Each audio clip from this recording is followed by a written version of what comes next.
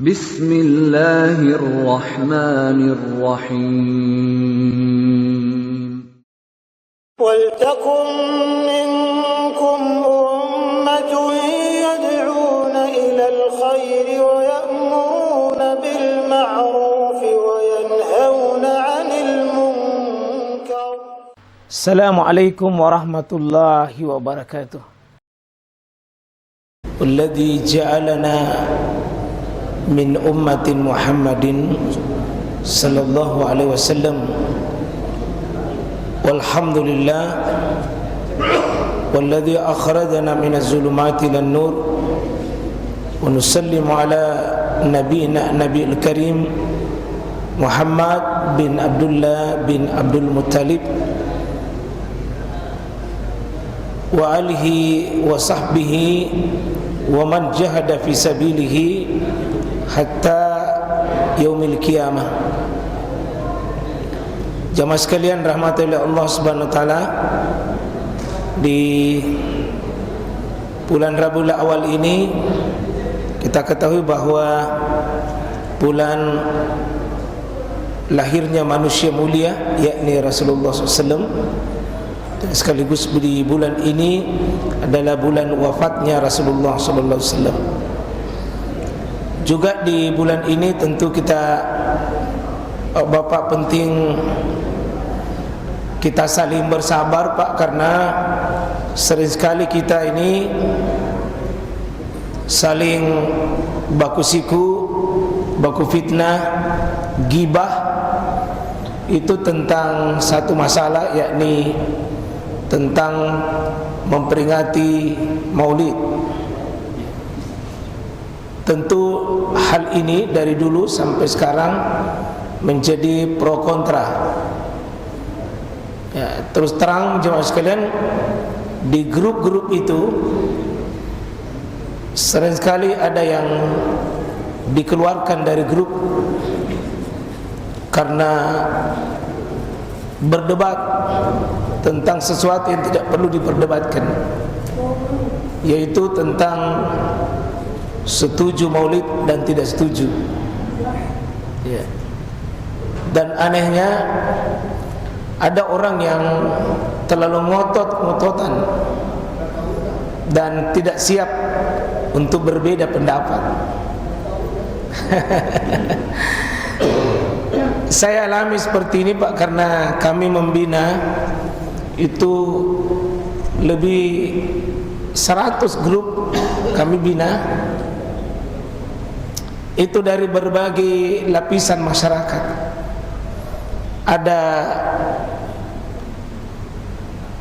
tentu banyak pendapat di dalamnya. Kami punya binaan, ya tentu ada Muhammadiyah, ada Nahdlatul Ulama, ada sebagian berpaham Jamaah Tabligh, ada Salafi, ada Wahdah, ada Istiqomah dan seterusnya. Banyak sekali, dan karena itu butuh kita untuk bersama-sama menimbang. Minta tolong kita sedikit membahas Pak pro kontra Maulid dalam pandangan bahasan bukan untuk saling mencelah. Dan sebelum saya bahas ini, pengajian ini tidak cocok untuk dua golongan. Tidak cocok untuk dua golongan.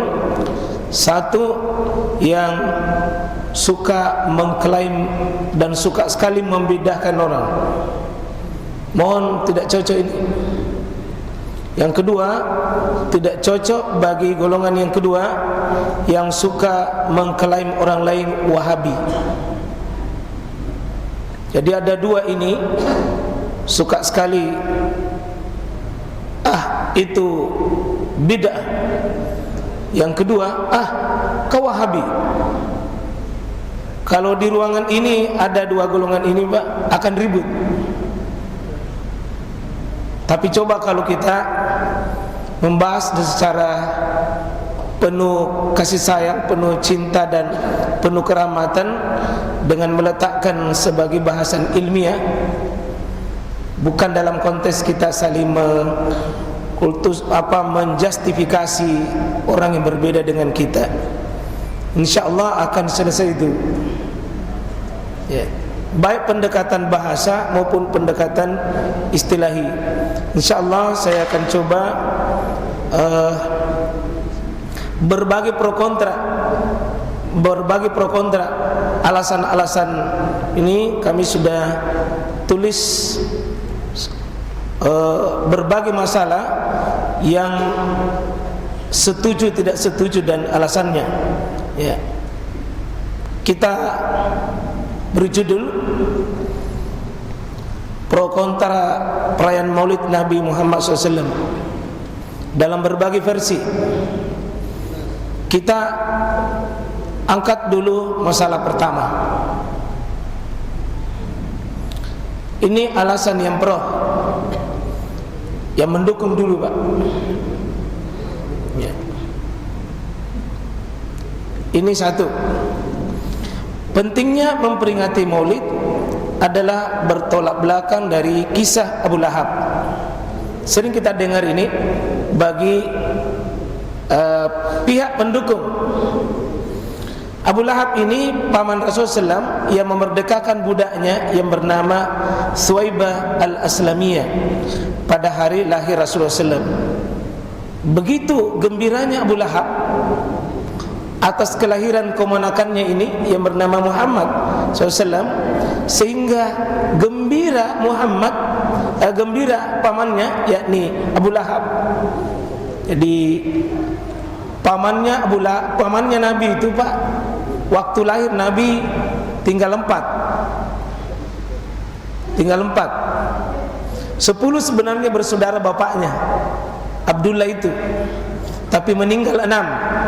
4 yang hidup pada saat Nabi lahir, 2 yang tetap kafir, 2 yang beriman. 2 kafir, 2 beriman.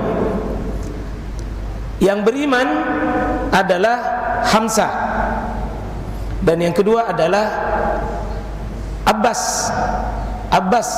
Itulah nanti ada lahir namanya, anaknya Abdullah ibnu Abbas. Ya, Abdullah ibnu Abbas. Abbas itu saudara bapaknya. Abbas dengan Hamzah ini 2 pamannya Nabi beriman atau berislam kepada Rasulullah SAW. 2 yang kufur, salah satunya adalah Abu Lahab, dan yang kedua Abu Talib. Bedanya, Abu Talib itu, Pak, sangat pembela, sangat cinta, sangat penyayang, bahkan memelihara Nabi dari umur 8-10 tahun sampai Nabi menikah. Itu Abu Talib. Cuma Abu Lahab ini luar biasa, Pak, bencinya luar biasa. Meskipun pada saat Nabi lahir, ini Abu Lahab, menurut pendapat pertama ini, saking gembiranya memerdekakan budaknya namanya Suwaibah al-Aslamiyah. Berdasarkan kisah tersebut, pentingnya memperingati Maulid Nabi SAW sebagai bentuk kegembiraan dan bersyukurnya kita sebagai umatnya. Ini tenang, Pak, tenang. Baru yang pro. Alasannya sekarang ini jawaban yang tidak setuju atas masalah ini. Apa jawabannya? 1, kisah tersebut tidak sahih. Itu mursal. Mursal itu, Pak, artinya ya lompat, ya dikirim. Tidak ada sahabat yang menjadi saksi tentang peristiwa itu. Hanya kisah tabi'in saja. Jadi maaf, Pak, kita ini ada 3 yang menjadi sumber banyak sahabat binannya Nabi. Binannya sahabat namanya tabi'in. Binannya tabi'in namanya tabi'ut tabi'in. Sahabat tabi'in, tabi'ut tabi'in. Kalau kita sekarang, Pak, tabe'. Nah, 3 ini penentu dalam ilmu hadis. Sahabat mendengar langsung, ternyata dalam kisah ini tidak ada sahabat yang menjadi saksi, Pak, jika kita urut itu. Yang kedua, tidak ada hadis yang sebut Abu Lahab bergembira dengan kelahiran Nabi SAW lalu merdekakan Suwaibah al-Aslamiyah. Tidak ada. Yang ketiga, bertentangan riwayat lebih bisa dipercaya. bahwa Al-Hafiz Ibnu Hajar Al-Asqalani, seorang ulama besar mazhab Syafi'i, penulis kitab seperti syarah Bulughul Maram, kitab Bulughul Maram, syarah Sahih Bukhari, yang terdapat dalam kitab sejarah menyisih hal itu. Ya, yaitu Abu Lahab memerdekakan Suwaibah sebelum hijrah, yang demikian itu setelah menyusul dengan waktu yang cukup lama. Jadi tidak benar bahwa pada saat lahirnya Nabi Muhammad SAW dalam versi yang kedua ini. Dalam kitab Fathul Bari jilid 9 145. 4. Masih alasan yang mengatakan tidak setuju. Perbuatan Abu Lahab merdekakan Suwaibah saat ia belum dalam keadaan kafir, berarti tidak bermanfaat baginya. Diambil dalil, amalan orang kafir tidak bisa jadi hujjah. Ini dasarnya diambil. Kemudian kelima, perkataan pencinta maulid Nabi yang sering dikutip bahwa Abu Lahab mendapatkan keringanan azab setiap hari Senin karena mencintai Nabi. Abu Lahab saja, katanya pencinta Nabi, Abu Lahab saja itu dibebaskan setiap hari Senin karena dia bergembira pada hari Senin kelahirannya Nabi Muhammad. Sehingga setiap hari Senin Abu Lahab itu disiksa, tapi bebas hari Senin. Perkataan tersebut adalah batil, tidak sahih, karena bertentangan dengan Al-Quran. Walladzina kafaru lahum naru jahannam la yuqda alaihim fayamutu wa la yukhaffafu anhum min adzabiha kadzalika najzi kulla kafur. Dan orang-orang kafir bagi mereka neraka jahanam, mereka tidak dibinasakan sehingga mereka mati dan tidak pula diringankan dari mereka azabnya. Demikian kami membalas setiap orang sangat kafir. Itu dibantah. Satu masalah Pak, tentang masalah Abu Lahab. Ya, tentang masalah Abu Lahab. Sekarang masalah kedua. Alasan yang kedua kenapa maulid? Alasannya ini, Allah memberkahi dan mengagungkan hari dan tanah kelahiran para nabi. Lihatlah keterangan dalam hadis yang mengaitkan kemuliaan hari Jumat dengan kelahiran Nabi Adam. Jadi Jumat itu Pak mulia karena Nabi Adam lahir. Khuliqa Adam yaumil Jum'ah. Ya, Nabi Adam itu Pak lahir hari Jumat, dia hadirkan oleh Allah hari Jumat, dan dia dikeluarkan juga dari surga pada hari Jumat. Hari Jumat itu hari terakhir akan terjadi seluruh hari yang akan ada penghabisan. Maka apalagi dengan hari kelahiran, dengan memperingati maulid Rasulullah. Oleh karena itu sudah sepantasnya kita sebagai umat Rasulullah memuliakan hari kelahirannya. Ya, ini ya Bapak setuju karena memang ini pro ya. Masih pro. Alhamdulillah ini mulia hari Senin dengan kelahirannya. Jawaban yang tidak setuju. Ya, jawaban yang tidak setuju atas masalah ini. Mengagungkan sesuatu itu harus dengan dalil, bukan dengan perasaan dan mengada-ada. Itu alasan. Yang kedua, kias hari dan tanggal kelahiran Nabi dengan disyariatkan solat di makam Ibrahim adalah kias yang sangat batil. Ya. Jadi yang ketiga, dalil tentang memuliakan kelahiran Nabi Muhammad karena sama dengan Allah memuliakan kelahiran Nabi Adam adalah pernyataan yang tidak pas sebagaimana dalil. Inna min fadli iyamikum yawmal jum'ah fihi khuliqa Adam wa fihi kubida.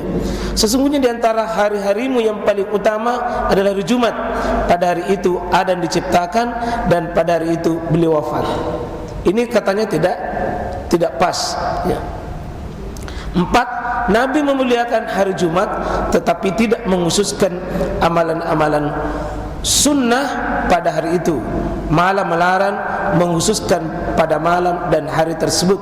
Ya, kata Nabi SAW, la tahtassu lailatal jum'ah biqiyam.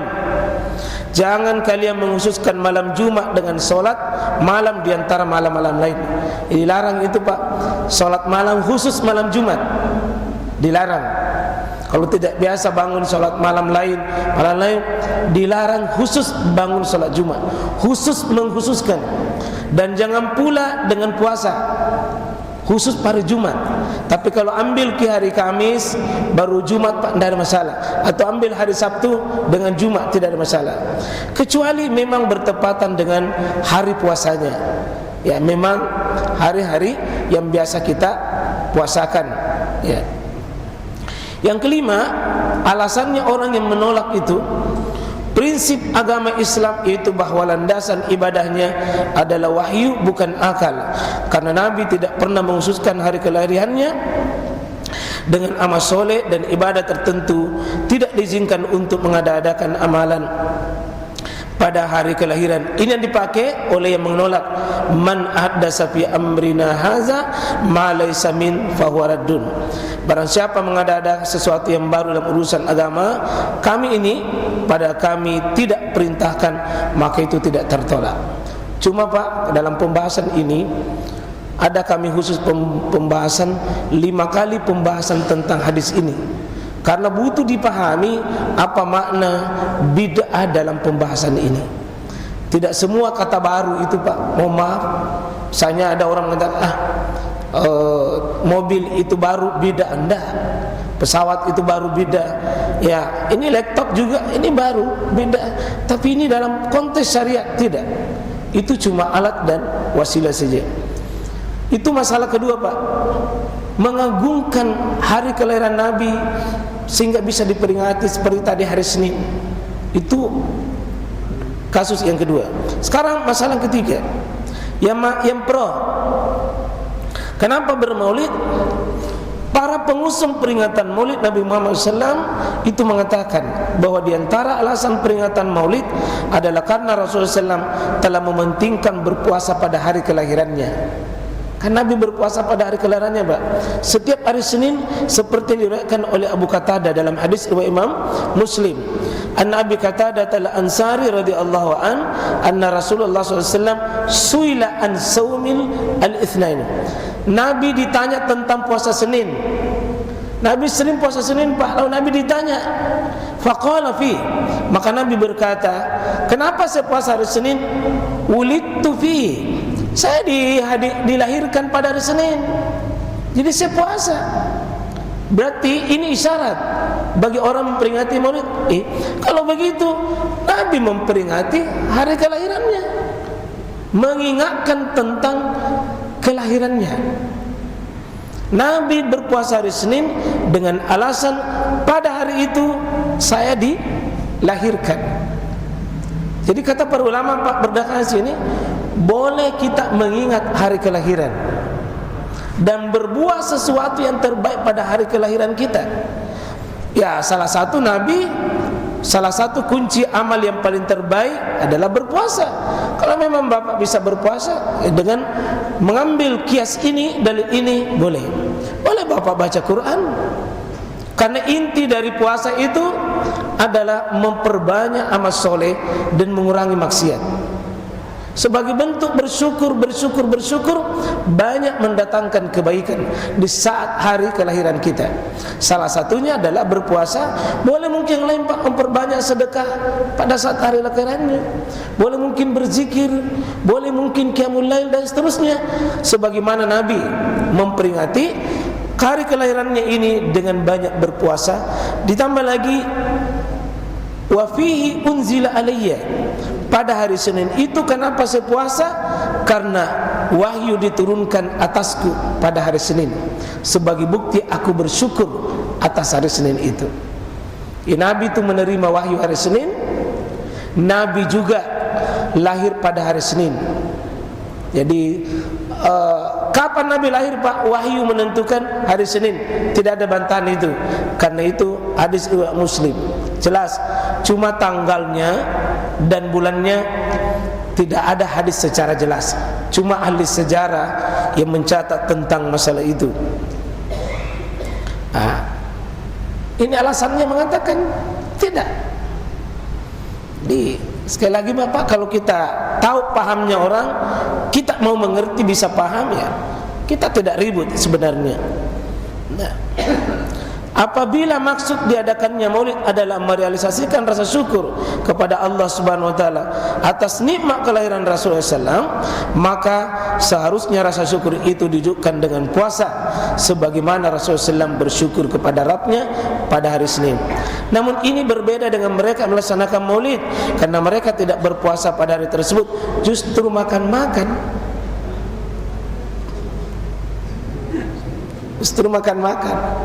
Terserah Bapak, pihak di mana Bapak ya? Saya tidak mau menunjukkan dulu pihak mana. Saya nanti Pak akan saya tunjukkan di mana saya berada. Prokah kontrakah? Ya, ini boleh Bapak, silakan. Hadis tadi Abu Qatadah Muslim, Nabi berpuasa. Tapi ini bantahannya. Alasan kedua, jika puasa dilakukan oleh Rasulullah pada setiap hari Senin dan Kamis itu sebagai alasan maulid, maka itu tidak tepat, karena Rasulullah tidak mengkhususkan puasa pada hari lahirnya, yaitu tanggal 12 Rabiul Awal saja. Tidak, setiap hari Senin, bukan 12 Rabiul saja. Namun beliau SAW juga berpuasa pada hari Senin yang lainnya. Maka melakukan puasa pada tanggal 12 Rabiul Awal saja tanpa hari Senin lainnya merupakan penambahan dalam sisi syariat. Ini pandangan yang mengatakan tidak, jangan dikhususkan tanggal kelahiran saja, tapi perbanyak, apalagi bertepatan dengan hari kelahiran kita. Alasan ketiga, bagi masalah tentang itu, Nabi SAW menjelaskan alasan mengapa beliau berpuasa pada hari Senin dan Kamis, karena pada hari itu amalan Bani Adam diperlihatkan. Ada dalil lain Pak, ada keterangan lain, tu'radul a'malu yawmal itsnain wal khamis. Pada hari Senin dan Kamis semua amalan hamba itu dinaikkan. Ada laporan malaikat Pak, itu pekanan, ada harian, ada bulanan, ada tahunan. Laporan pekanan 2 kali, Senin dan Kamis. Kata Nabi, fauhibbu ayyurada amali wa ana shaim. Kata Nabi, maka saya lebih suka amalanku dinaikkan kepadanya, dilapor amalanku di atas, lalu aku disebut, lalu aku sedang berpuasa. Itu salah satu hikmah Pak, kenapa kita puasa Senin dan Kamis, karena amalan hamba itu sepekan Senin dan Kamis itu dilapor. Dan kata Nabi, setiap orang dilapor amalnya, Allah Subhanahu wa taala bertanya, bagaimana si fulan? Maka Nabi katakan, saya senang jika namaku disebut, lalu aku sedang berpuasa. Berpuasa di pada hari Senin dan Kamis itu karena amalan terpanjang Pak sehari semalam itu adalah puasa. Terpanjang, dilapor pada hari itu pasti sedang beramal Ki. Kalau baca Quran bisa jadi tidak tahan, mungkin sudah pakai baca Quran, tidak bisa malaikat mengatakan dia sedang mengaji, dia sedang berzikir, dia sedang sholat. Tapi kalau puasa pasti sedang berpuasa. 4. Nabi SAW tidak melakukan perayaan lain selain berpuasa pada hari Senin sebagai tanda bersyukur pada Allah atas nikmat kelahiran, juga nikmat penobatan beliau SAW sebagai seorang rasul kepada seluruh manusia. Jadi beliau juga bukan cuma karena kelahirannya, tapi beliau dilantik sebagai rasul pada hari Senin, dilantik menjadi rasul pada hari Senin, sehingga bukan cuma kelahirannya tapi juga atas pelantikan dirinya sebagai rasul. Apapun dalil yang dikemukakan orang bermaulid, semua ada jawabannya. Karena itu Pak, saya itu mengikuti pendapat begini, saya berada bahwa pendapat ulama-ulama mengatakan bid'ah dan haram kita hargai, dan juga ada pendapat begitu banyak mengatakan boleh. Maka saya berada Pak, kalau saya memahami pendapat ini, jangan melarang orang yang bermaulid, tetapi jangan juga menganggap itu sebagai sebuah keharusan. Jika dilakukan dengan cara yang benar, niat yang benar, tidak ada penyimpangan pada saat penyelenggaraannya, maka hal itu sama dengan ceramah biasa kita seperti ini. Kalau saya khutbah Pak, baru judulku Maulid Nabi Muhammad, siapa yang bisa membantah saya? Kalau saya ceramah di khutbah Jumat, lalu temaku tentang Maulid, tidak ada yang bisa mengatakan salah. Iya, tidak ada. Nah, sekarang kalau begitu, saya kira bukan maulidnya yang bermasalah. Maulid Pak, dalam sisi bahasa maulid, maulid itu artinya waktu lahirnya Nabi Muhammad. Apa hukum waktu lahirnya? Tidak ada.